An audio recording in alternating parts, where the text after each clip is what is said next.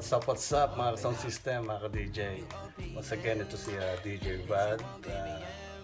Sa mga bagong bisita po sa channel ko, mag-subscribe na po kayo for more updates. Kung may mga bago tayong vlog or mixes na ginagawa para ma-update kayo. By the way nga pala, madami kasing nagtatanong about the price. So ngayon, sasabihin ko na yung price. Pero sa mga ibang vlog ko, may blinag naman ako na nandun yung mga price ng bawat mixer. Siguro hindi nyo lang po napanood yung mga nauna kong vlog. Okay? So ngayon, itong MG16XU. So sa Kuwait dinar kasi ito yung 170 KD. Sa peso, 28,500. Hindi ko lang alam dyan sa Pinas kung magkano siya abutin. Siguro more or less mga 30,000. Ganyan. 30 to 35 to 30 siguro. Yan ang presyuhan sa atin. Kasi dito walang tax kaya bali 28,500 lang siya mabibili. Okay? So alam niyo na yung price. Before tayo mag-start, shoutout nga pala kay DJ Roland Ebuenga.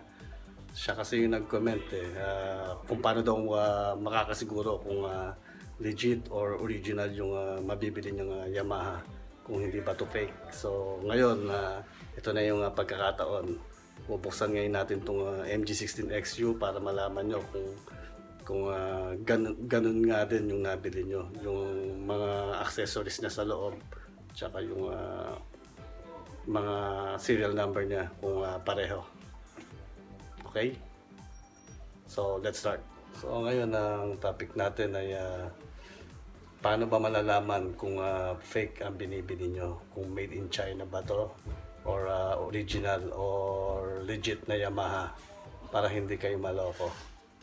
So, umpisahan na natin.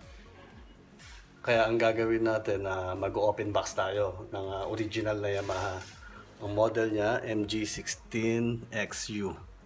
Ito, original talaga to. Kasi kami ang dealer dito sa Kuwait ng Yamaha. Talagang license kami, authorized dealer kami ng mga Yamaha product. Kaya talagang legit, original. So, makikita nyo yung pagkakaiba niya. Okay, let's start. So, umpisahan natin ang pagkilati sa box niya. So, unang-una yung front niya. Tsaka yung pagkablo niya, kasi may kaibigan ako sa Pinas may mobile yun Nakabili siya dati ng MG16XU na China. So ang kulay daw, kinompare niya, si DJ Eman yun, kinompare niya. Yung kulay ng box ng MG16XU na China medyo maputla. So ito medyo dark. Yan. Tapos ayan po, may Q-base na nakalagay. Ito yung original na MG16XU. Ito yung box niya bale. So sa likod ito naman 9.5 kg siya. So ito yung mga details sa likod.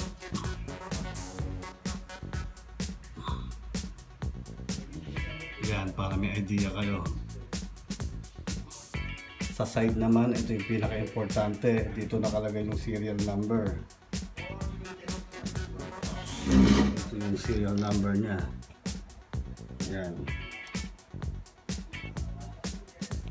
May B sa taas. Depende. Nag-iiba-iba rin yan. Pero kailangan ganyan yung format ng serial number niya. Okay. Sa side, nandito yung corporation.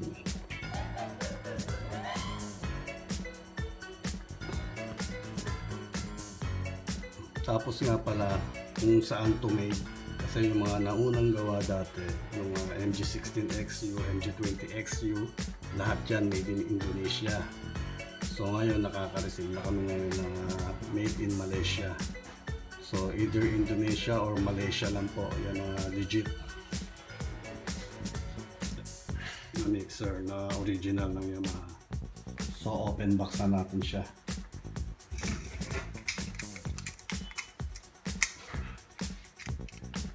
So ayan siya pag binuksan natin. styro. Yan, may serial number din, oh.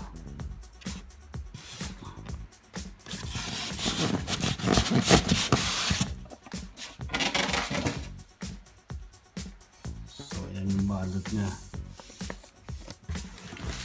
Tapos may manual. So talagang legit. Yan, Cubase. Nandito rin yung pinaka-software niya, Cubase LE. Nandito yung license niya.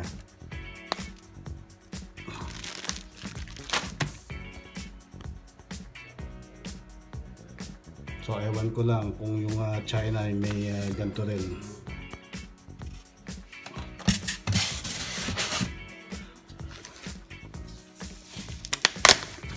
Buksan na natin siya.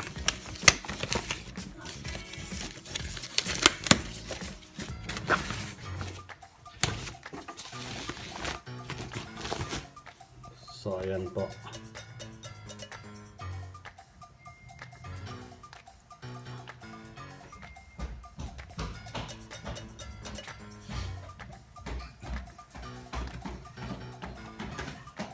Tsaka tip po para malaman nyo kung Orig. Talagang ito pag tinignan nyo talaga sa China, sa mga made in China, hindi ganito. So yan po, new trick yung gamit nila, new trick XLR. Tapos yan, makikita nyo yung logo ng new trick. Yan po yung nagpapatunay na original pong new trick yan. May logo siyang bilog na maliit sa baba. Yan, NT nakalagay, new trick, ibig sabihin. Yan, yan ho. Diyan pa lang malalaman nyo na kung Orig o hindi yung nabili nyo.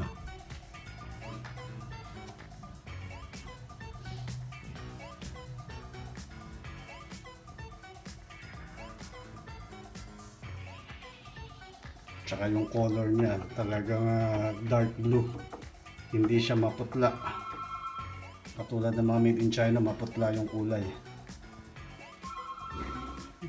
Siya nga pala, yung original din merong rack ear na kasama to.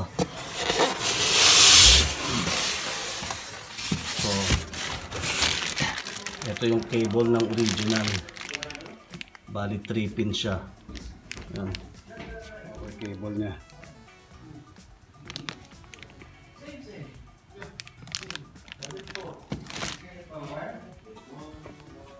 Then, yung naman, ito po, pinaka-rack ear niya. Dapat ganyan, may kasama siyang rack ear. Yan. Yung plastic niya, may logo rin. Yan.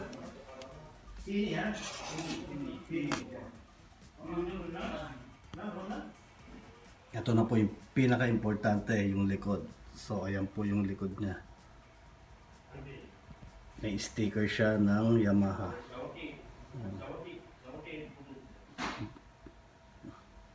Tapos ayan po yung serial number niya, pwede nyong basihan yan. Ayan. Ayan po, made in Malaysia. Yung mga naunang series po dati, kasi lahat ng mga dumating dati made in Indonesia. Yun yung mga nauna. So ngayon made in Malaysia na ang mga gawa ngayon.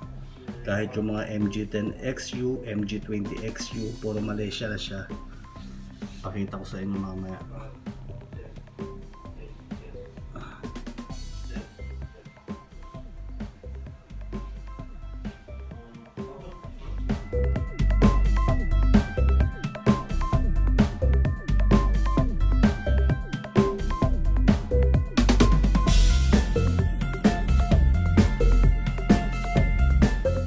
So ito naman yung MG12XU. Tingnan nyo made in Malaysia rin siya. Halos lahat ng gawa ng Yamaha ngayon ganyan. Lahat ng MG series made in Malaysia. So may logo rin siya. Yan, pero yung sticker niya.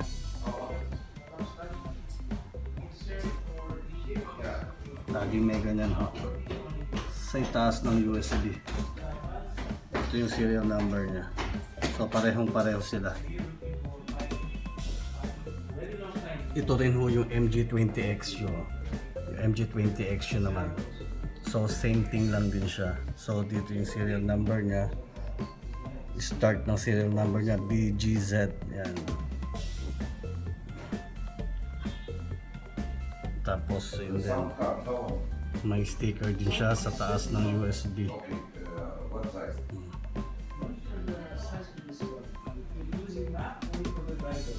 Made in Malaysia rin. So yan ho, na-compare na natin ha, yung MG20XU, yung MG12XU, tsaka yung MG16XU. So lahat sila made in Malaysia. Ulitin ko pa mga ka-sound system. So kapag wala kayong nakita sa ibabaw ng USB nitong logo na to, klarong-klaro ho, fake po yun. Isa po yan sa nagpapatunay kung legit o Orig po yung Yamaha mixer niya. Tapos yan po yung serial number niya and made in Malaysia.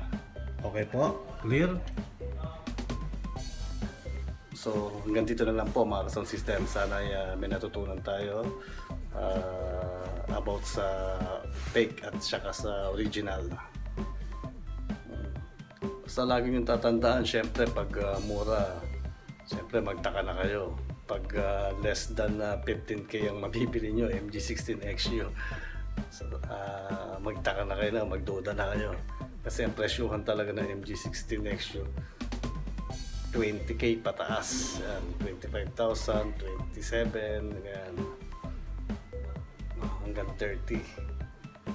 Pero pag mababa sa 15k, ay sigurado yun. Japeg yan. Okay? So, salamat po and God bless.